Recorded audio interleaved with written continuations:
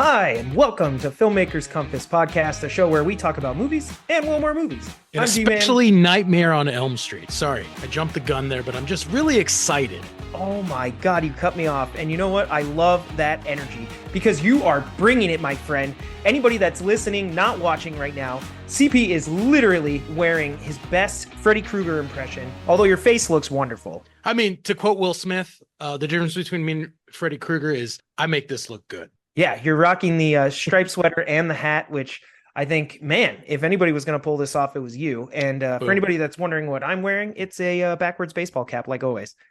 Yeah, pretty much. Typical D-man. Typical sure. D-man. Well, as you guys can tell, we will be talking about A Nightmare on Elm Street this week on the show, but we'll get into that in a minute. Before we do, I want to jump into shout out to CP. So first up, we have a shout out for Eric Drucker, who said, now I really want to go and have a Wes Craven movie marathon. So you're in the right place, buddy. Boom. Love it.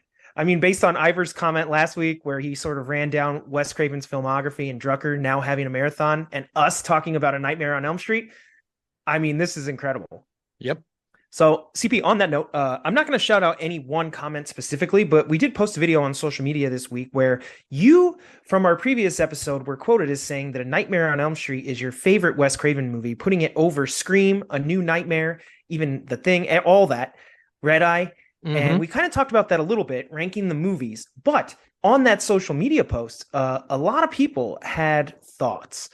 And some people did not agree with you. Some people did agree with you as far as his filmography. But you go as far as to say that it's the best horror movie of all time. And I think that's where people took a little exception. What can I say? I think it's a great one.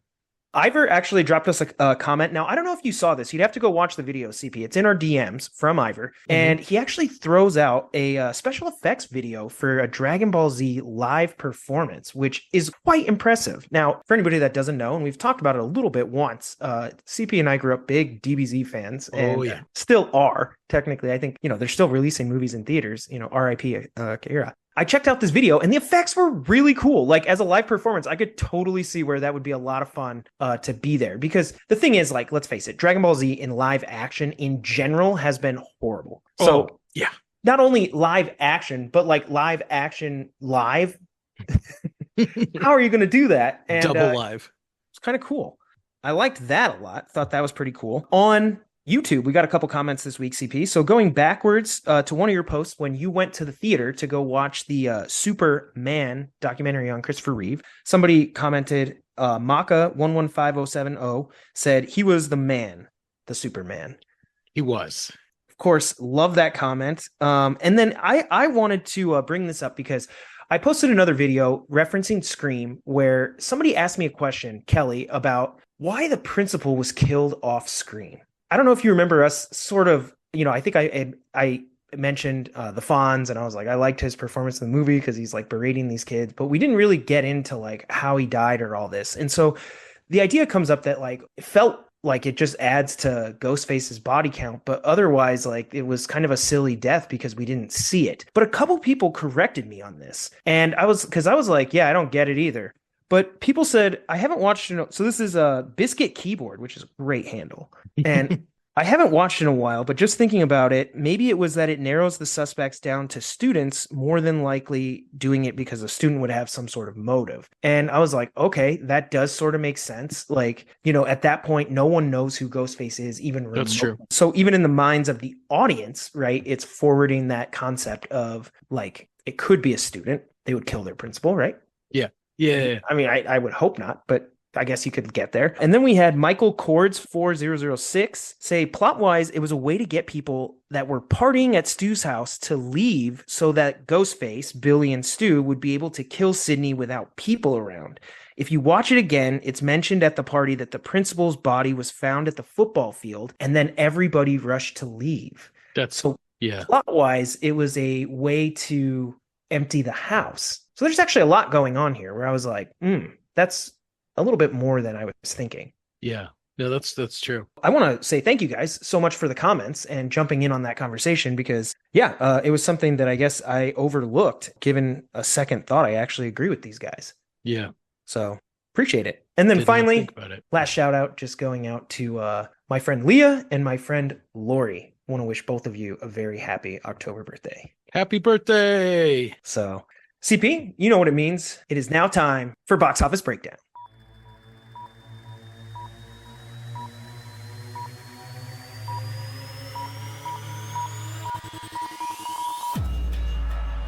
Box office breakdown. All right, so we'll try and keep this quickly. So when we look at the box office from this past weekend, there is a new movie, and it shook things up a little bit. Fifth movie is We Live in Time, which I have not seen, nor do I plan to. Ooh, I did see that. And what did you think?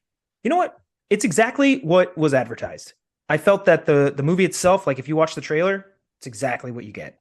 So worth your money if that's what you wanted to see, definitely. Well, I mean, it's one of those movies where they're dealing with like a cancer diagnosis. It's not even a spoiler. It's right in the trailer. And, the plot itself kind of jumps around. So it's like when this couple was younger, when they're going through the diagnosis, when they're older. And like, so the story itself is like interwoven instead of telling it linearly. And I think that adds to the energy of the story and sort of, hits home the lessons that are learned at various points in your lives and the sort of the dots that you connect over time. Yeah. So it was cool. I thought the performances were really good. But I mean, did it blow me away to the point where I'd be like, oh man, you got to see it? I mean, only if you want to. And it doesn't sound like you do. So not something I wanted to see. Number 4 is Beetlejuice. Beetlejuice. It is still in the theaters and it is still making money. Yeah, I was talking to Steph about that. I was like, people are retiring for sure. They're going to cash out. $500 million worldwide on Beetlejuice. Who knew? Well, dude, and you think about that budget, like the entire budget probably went to paying everybody, the big stars to all come back and Tim Burton. So they already cashed out and now the studio gets to walk away. Everybody wins. So number 3 is Terrifier 3, which has had like a fantastic payday. The gross so far worldwide is $45 million. And everyone's probably really happy with that. I have not seen it. I definitely will at some point, but have not seen it yet. Impeccably released right before the Halloween season. Yeah. We mentioned last week the iconicness of the villain at this point. More than that, those movies are made on shoestring budgets, baby. Old school filmmaking right there. So old school marketing too. They're able to get that costume out there and get it recognizable. I'm like, man, these guys, you don't got to make Avengers money to make money. No, right? Like that's exactly what you want as a filmmaker. Number 2 is The Wild Robot, which I know you saw. It is now, let's just check to confirm, about $200 million worldwide. Pretty good for an animated movie. Yep. And number 1 is Smile 2, which just opened last weekend, and it has already made $50 million worldwide. Wow. I mean, I know their marketing campaigns have been unique. I know both during the first one and even this one, they've had people sitting in stands just smiling at like MLB playoff games. Yeah. Doing things to get attention that, I mean, when they did it the first time was incredibly unique. I mean, doing it again is whatever, but it works. Well, the first one was really successful in the box office. I mean, it did great. And I don't think that there was any doubt that this would not have a great performance for him. So good on them, Well, dude, I didn't see Deadpool and Wolverine, so we're finally completely past it. That is a good question. Let's see actually how far it fell in the box office this past weekend. Because now that it's out on streaming, things are a little different, obviously. I have a question. Do you think that movie will end up on Disney Plus? Deadpool and Wolverine is down to 14 in the box office. It was actually at 15 last week, so it got a slight bump. I mean, do you think they'll ever release that on Disney Plus? Are they concerned with that anymore? You mean about the close proximity to the initial release? No, I mean, like, do you think they'll release the violence? No, because Disney Plus has that 17 and up setting where you have to go into your settings and approve that you can watch R-rated movies. Oh, it does. I mean, I guess I don't. That was like kids. 9 months ago. They added that feature.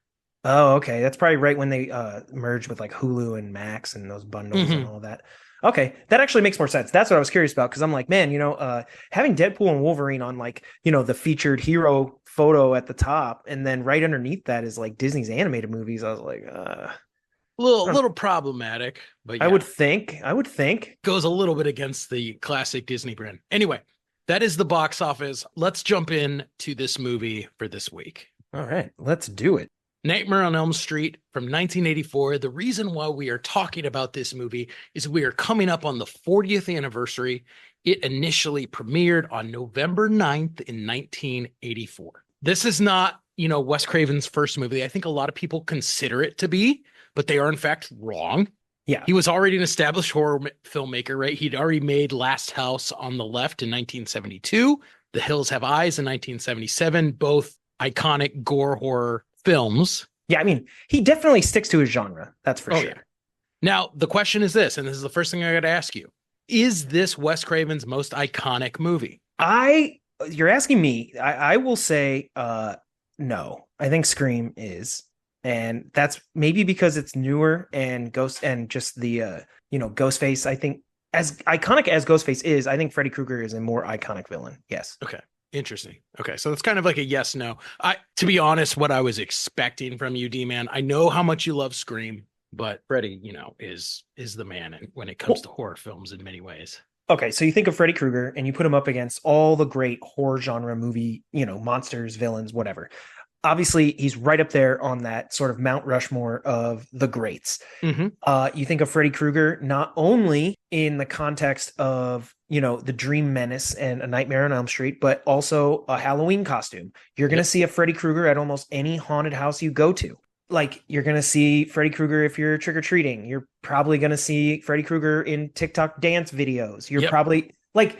That is an iconic film character. And I think the other thing that's really unique about Freddy is he actually embodies a character. So we mentioned last week that Ghostface as a villain is, it's always a question of who's behind the mask. But Ghostface is, kind of a weird thing because while Ghostface talks, it doesn't have facial expressions. And to that end, we never really know who it actually is until the reveal, where you look at other movie villains, particularly like Jason and Michael Myers, and they're sort of quiet non-speakers with knives that just, they embody the Texas Chainsaw Massacre, villain that chases the heroine who trips and falls, that whole thing. And so, but they don't say anything. There's not much there, where you have Freddy, who is he embodies this wide range of things. He's been incredibly creepy, terrifying, hilarious, and actually a lot of fun. Robert Englund has literally made an entire career out of it. Oh yeah. Yeah. I mean, I would have to give the villain nod, of course, to Fred Krueger. Absolutely.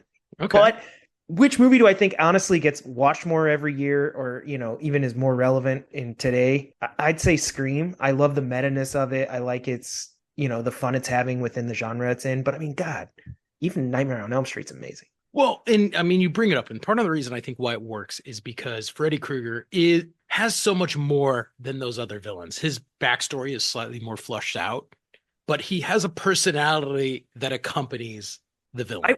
I actually read something in preparation for this episode that they originally wrote his backstory as having something to do with being molested as a kid or something like that. Really? No. Yeah, but they ended up writing it out. They were like, no, that's too creepy. So they opted not to do that.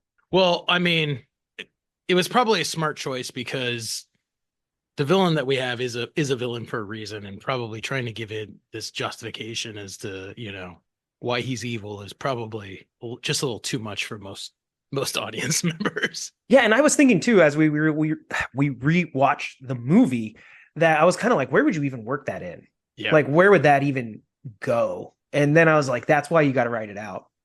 Even if it ended up being this crazy twist, I was watching the movie and I'm like, I don't even know where you would reveal that or how it would work. I was like, it just doesn't fit. Right. So that's weird. As you said, the costume is famous, but I think the most influential thing about Freddy Krueger is the glove. Yeah, definitely. And Wes himself said he didn't want this to be just another slasher with a knife. He wanted to create something iconic and memorable and original, and that's what we got. And I know I was doing my research on the film. Apparently in the screenplay, he just says this very generic knife hand. And so it was really up to the prop master to go out and create that's so fun. That gory, iconic, grisly glove that we've come to associate with Freddy Krueger. it's pretty neat when people do things like that, because I could imagine the pride that somebody took in not getting like specific notes or direction on exactly what to make. They were like, hey, knife hand, Yeah. make that awesome. I think a lot of times of Ben Burt from Star Wars, where they're like, hey, we need noises for Chewbacca, who at that time you're reading the script like some big walking dog, you know, Yeah. and he ends up getting the job to create all the iconic sounds in Star Wars. But you think about it, and it's like it probably just said laser blast. It said this, and the fun you had making up the sounds of this world and then being that iconic person behind those things that's pretty cool. And what a like cool claim to fame. No, I totally agree, dude. I totally agree. The other thing that I think the reason why Freddy Krueger has been the iconic horror villain he has is because Wes Craven put a lot of himself into creating Freddy Krueger. The first thing is the name Yeah. Freddy Krueger comes from the elementary school bully Fred Krueger, who actually tormented Wes as a child. No. So yeah, personal connection. Oh my God. He So talked. he did it. Yeah, right. So he's like just eviscerated this guy in fiction for years, and now anytime Fred Krueger has to show his ID to buy something at a bar, He's everyone's like Freddy Krueger. He's the Taylor Swift of like horror movies. Right. Like she always writes her breakup songs like and doesn't like name the guy, but in this case just straight up named him. I guess two other things that he talked about in creating it. He said that when he was a child, he saw a burn victim.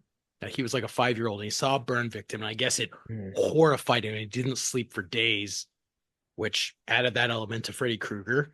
Sure. And then there's a movie that he watched as a kid. I don't remember the name of it, but the villain wore a brown fedora, and hence Freddy Krueger's fedora. So he took all the things that were truly traumatizing him as a child and wrapped them up into the villain that we got. He created this amalgam that is Freddy Krueger, and he's been terrifying people for generations since. Yeah, right. So I don't know. That's pretty cool because there's so many iconic horror villains, and to really carve out your space and your unique character is pretty cool. That's hard to do, especially today. I think of if you wanted today to make like a Christmas classic, we're not talking horror anymore, but like you just wanted to add to the pantheon of great Christmas movies. Yeah. I mean, like there's a Mount Rushmore of Christmas movies. Everybody's got one, and I don't know how many Christmas movies the average person watches every holiday season, but to like get a new one in that rotation is hard.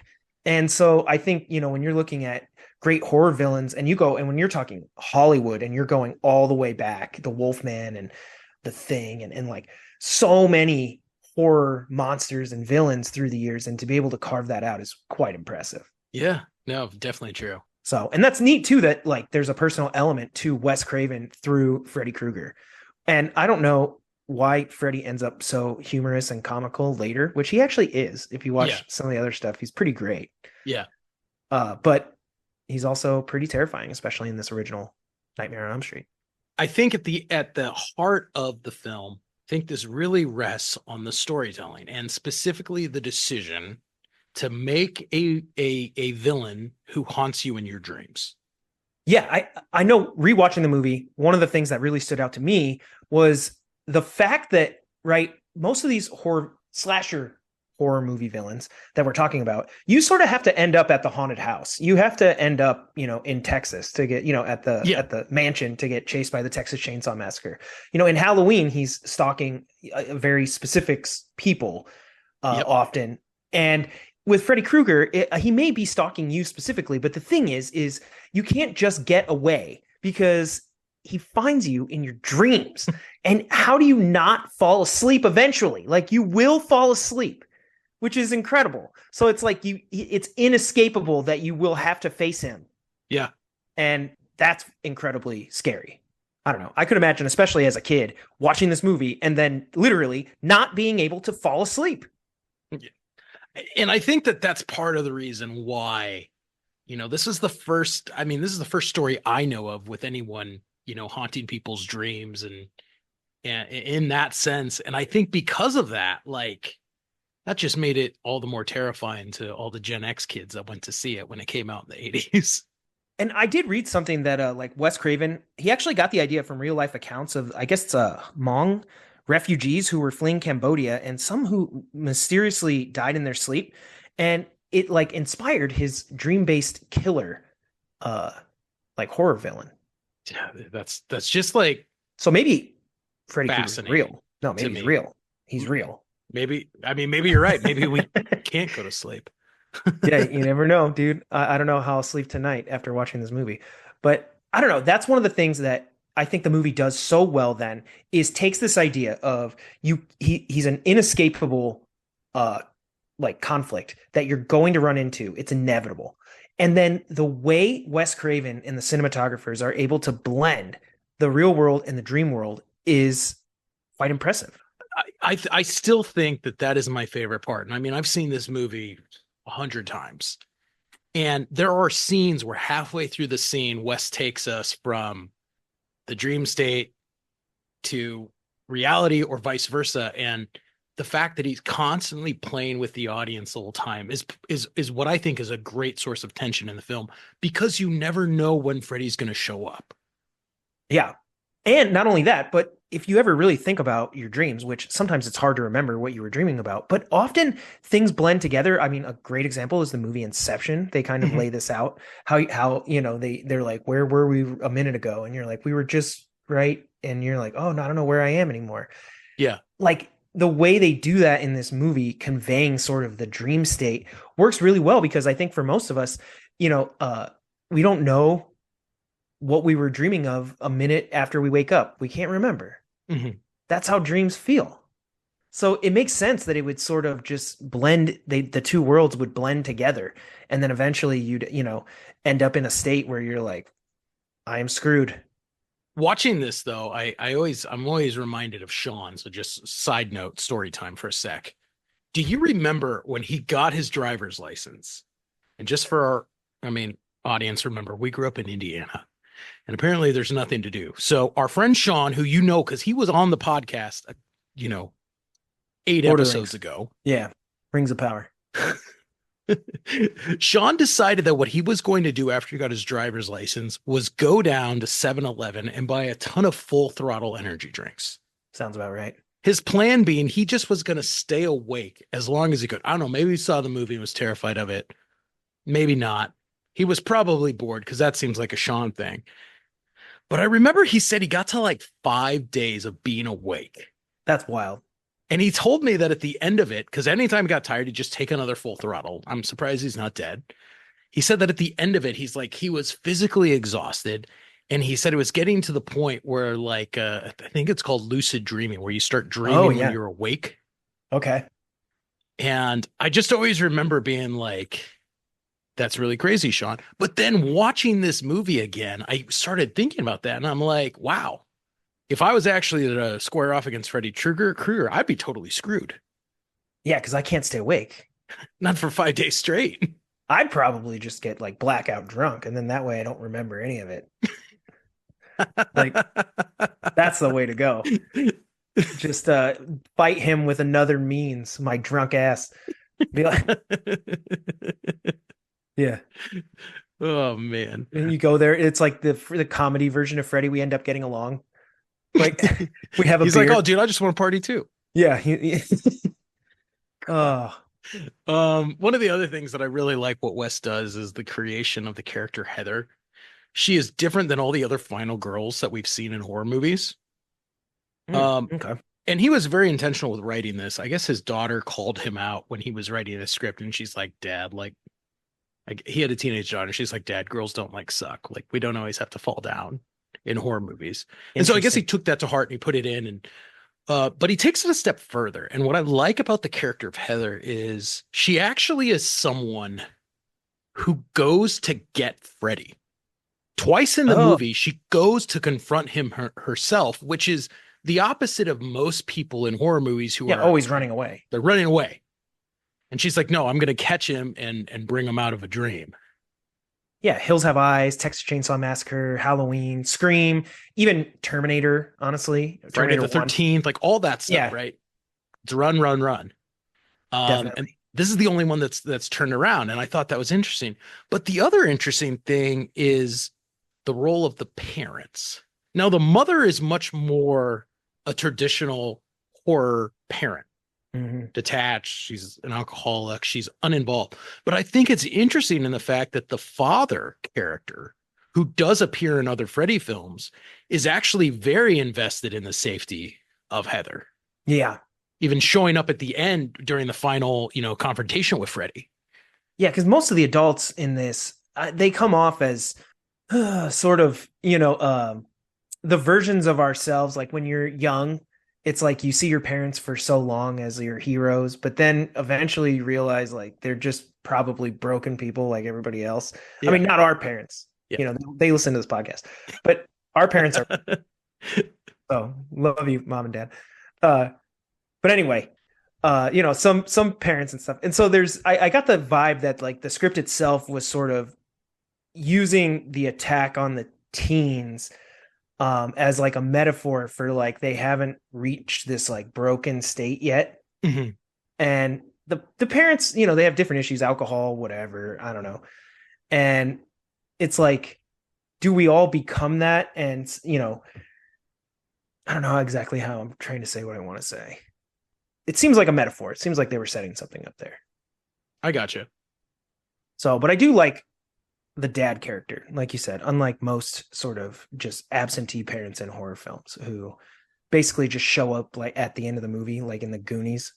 Yeah, right. And you're like, Yep. oh, thanks for being around. They were around the whole time. If you guys had just come and like taken care of this debt, we wouldn't have never had to go on this adventure. Like if the Yeah. parents had just been like good parents and showed up and like been like, hey, listen, we're gonna kill this dream monster and it's not that hard. You're like, okay. But Yeah, exactly. Exactly. on that note, something that I did, want to maybe be a tad critical of is like, obviously, this movie is a movie of its time. I think 1984, you said November 9th. Yep. The effects did not all age well. And this is another thing that we were joking about it in the box office breakdown, which is that horror movies are often made on shoestring budgets. The effects, maybe even of their time, were not the best. Sometimes they didn't always look great. There's actually a love of that. Mm-hmm. A lot of cinephiles, horror genre fans love that about the genre, that often Mm-hmm. it is practical effects and it's fun in its own right. But if we're just judging it on you know, the effect and how it actually contributed to the story overall, there were some here that looked dated to me. There's one where like his arms stretch out. There's a couple that had, in the tub, there's like you could tell it was like, sort of how they had to set it all up with like screens and Yeah. Yeah. I hate the arm stretch. I'm not a fan of that. I hate the melty stairs. That's probably my least favorite in the whole movie. yeah, I mean, I could see where imaginatively that would be so amazing. And I bet there's people that honestly grew up with this film and love that. But I mean, if I'm, like I said, if I'm just looking at it, I'm a little subjective here, but I didn't think it looked the best.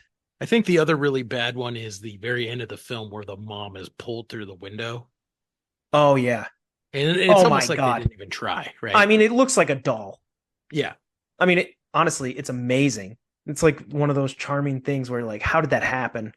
And honestly, like, you look at that door window, and I'm like, I don't even think like a person would fit through there, which is crazy. Yeah, right. Only like a stunt doll or something. But yeah, I mean, there was just a couple things in the movie where I'm like, yeah, I could see where, you could get an updated version that might be a little bit creepier.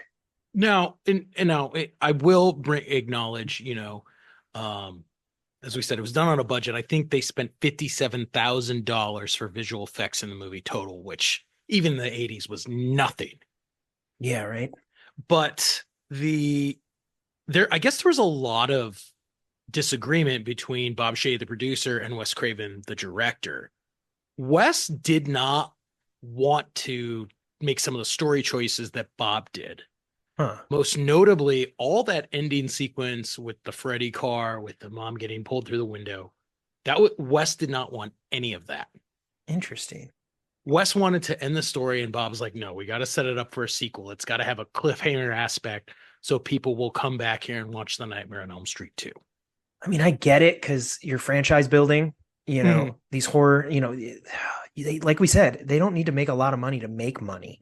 So, even back then, I'm sure they're thinking like, man, if we could get 2-3 sequels out of this, like we're going to make a lot of money. And apparently Wes was also not a fan of the melty stairs. He didn't like it from a story standpoint. So, in fact, I read at one point, Wes did not even direct that sequence. He told Bob Shea, the producer, he said, you want it in the movie, you direct it. Wow. Oh, that's crazy. Interesting, right? Yeah. And it is interesting too, that's one of the things that stands out to me is that like, I didn't care for as much, even though, like I said, I can see like why it would be imaginative. I can see where somebody would be like, that would be really cool. I just didn't think it worked.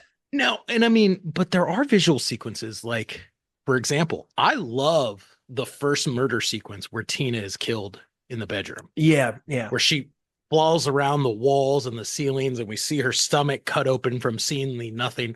I think that all looks great. Yeah, that's crazy. Yeah.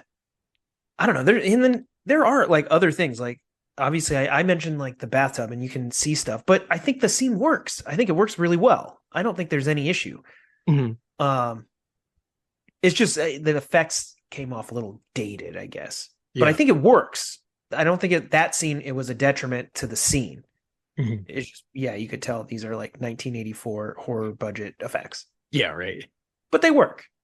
So the movie holds up pretty well. But on that note, CP, then when we're looking forward then at the sequels here, and we're saying, hey, we did get a shitload of sequels. Yeah. I don't know how many movies Freddy's been in exactly, but it's got to be like 10 plus. I think about 10. Considering the Freddy Jason crossover, yeah. I mean, what do you think goes wrong with the sequels? We mentioned some of the humor in camp, but I mean, do they just suffer from the same sequelitis that a lot of horror movies do, which is they end up sort of ditching all the imaginative elements that made people fall in love with it for just classic slasher tropes? I think that's part of it, but I think the other big portion of it is Wes Craven, right? Okay. So, I mean, Freddy, Nightmare on Elm Street 2 comes out almost a year after the original. Wes Craven was not involved.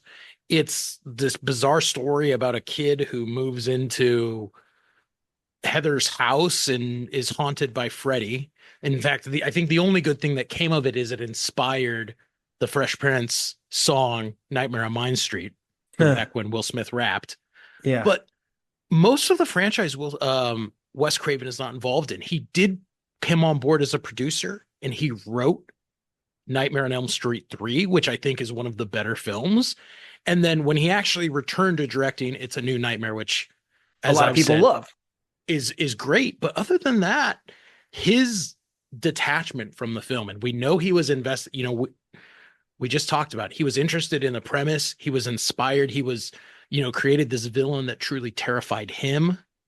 And I think not having his involvement with the film, it just deteriorated into let's up the blood, let's up the gore, let's make Freddy have more one-liners, and that's what we got.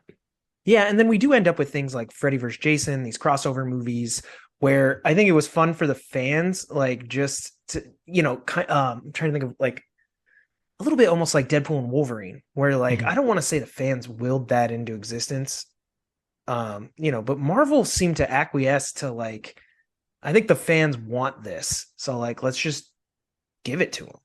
And that didn't equate, in my opinion, to a very good movie, Freddy vs. Jason, where I wasn't all that intrigued, but we got at that time, I think, wasn't it like Alien vs. Predator? Yeah. That was like a thing at the time where they're taking these old franchise like villains and pitting them against each other. And it just kind of became part of that whole thing, which I think undermines how special some of these characters actually are. Yeah, no, I definitely agree. I definitely agree with you. And I mean, obviously the other films of the franchise don't all hold up, but it ended up making $500 million as a whole for a franchise. So that's also not a bad place to be considering most of these movies are from the 80s. Yeah. And then The final thing is like what went wrong. I think that humor does come into play. Freddy does remind me a little bit of like Chucky, where they lean more heavily into the comedy. And even though I like the performance, even of Chucky, honestly, he's pretty funny. It just detracts, I think, from that terrifying, truly horror genre element that made the original so special. Yeah. And while it's fun to like that in its own right, which it is, like I said, Freddy is funny. Yeah. There's some good camp humor. There's a lot of things to like. It's just that it's not necessarily what made him, the iconic major horror icon that he is. I definitely agree. On that note, though, so would you be up for another reboot of Nightmare on Elm Street? Oh, that's so tough to say because I hated the reboot that we got in the 2000s with Mara Rooney. Yeah.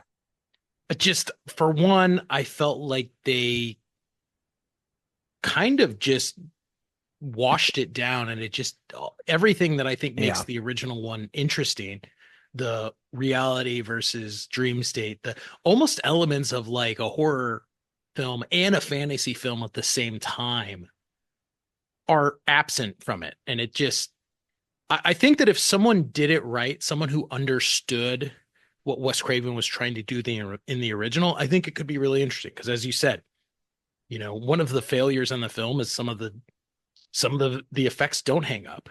And with a bigger budget, I mean, again, this wasn't made for that much money at the time, but with a bigger budget, with some interesting visual effects, with a director that really appreciates and respects the source film, I think it could be interesting. I'm actually up for it. So for a few different reasons. So one, I think horror franchises get rebooted all the time. So I don't think there's anything like untouchable in that genre where it's like we can't remake it. I think it's a common trope within the genre that they eventually get rebooted. So I would like to see somebody maybe take another crack at it. Like you said, there's the opportunity to create new stars. Let somebody else take on the iconic role of Freddy Krueger, maybe do something slightly different. It doesn't have to be a Robert Englund impression. You could do something a little bit different and have fun with that. I love the idea of like updating. So like, what would this be like in maybe modern times? Instead of just being like from the 80s. Well, you bring up a good point too, in the sense that there's even a line in the movie, right, where when they go to the sleep study, right, where the psychologist is like, "Oh, we don't understand dreams." Like, well, obviously, like psychology has grown a lot, right? I think we read an article earlier this week about them finding a way to make two people talk to each other in a dream for the first time, right? Yeah, communicate through dreams. So with that new understanding of what dreams are and what it does for the mind and all these things, like it might be fun to revisit Freddy Krueger, with this deeper understanding now. I don't know. And you could restore it back to the kind of terrifying horror genre that it comes from. Yeah, no, I agree. So I don't know. I think that could be fun. I'd be down. So before we wrap up the episode, I just wanted to go by a couple facts of the movie that I found in doing, cool. A little bit of prep for the episode. So there was a famous director who actually helped out his friend Wes Craven by directing the second unit of the movie. Do you know who that is? I do not. Sean S. Cunningham, who was the director of Friday the 13th. Oh, wow. That's actually pretty cool. And him and Wes actually worked together, I believe, on Last House in the West. So they are on the left. They have been, horror friends for a long time and both love the genre. And yeah, I always love cool. those little nods where it's like, hey, somebody got to do something and you're like, that's actually pretty cool. Yeah, right. So the film's initial budget was $1.7 million, and it made that back the first weekend that it was in theaters. Wow, that's crazy. Now, obvious success. Only 57,000 of that went to special effects. Yeah, right. That's wild. And then it went on to make $57 million through that first year's initial run. So by all means, huge success, put New Line Cinema on the map. And I mean, you think about spawning the entire franchise and then saying like, hey, this initial investment ended up probably generating over $1 billion, over the decades. Yeah. You're like, that is a pretty good gamble. Yeah, right. I thought this was interesting. So Charlie Sheen was originally cast to play the character of Glenn. They actually had to drop him because Charlie Sheen was like the biggest teen star in the 80s. And so yeah, like Rat Pack and all that. Yeah, to bring him onto the film. But that's crazy. So $1.7 million and they couldn't afford Charlie Sheen. They're like, you're out. We're making new stars, buddy. You're already a star and we don't have the budget for that shit. Yeah, right. But would have been crazy to like just the dynamics would have changed just based on how we know Charlie Sheen is an 80s star, right? Yeah, or you even think about like, wasn't it Kevin Bacon in Friday the 13th? Yes. Where at that time he was relatively unknown. Like that was probably how you ended up in horror movies at that time. Like hopefully you get noticed, you get some screen credits, people see your name, but generally like, you're not casting the biggest stars. Yeah, right. So I thought this was funny. The first time that Robert Englund put on the Freddy gloves, he actually cut himself. Wow. Irony. Robert Englund taking one for the team to truly become Freddy Krueger. It's like you got to be the first one to get injured. Yeah. I thought this was funny too. So Los Angeles actually dedicated or declared Freddy Krueger Day.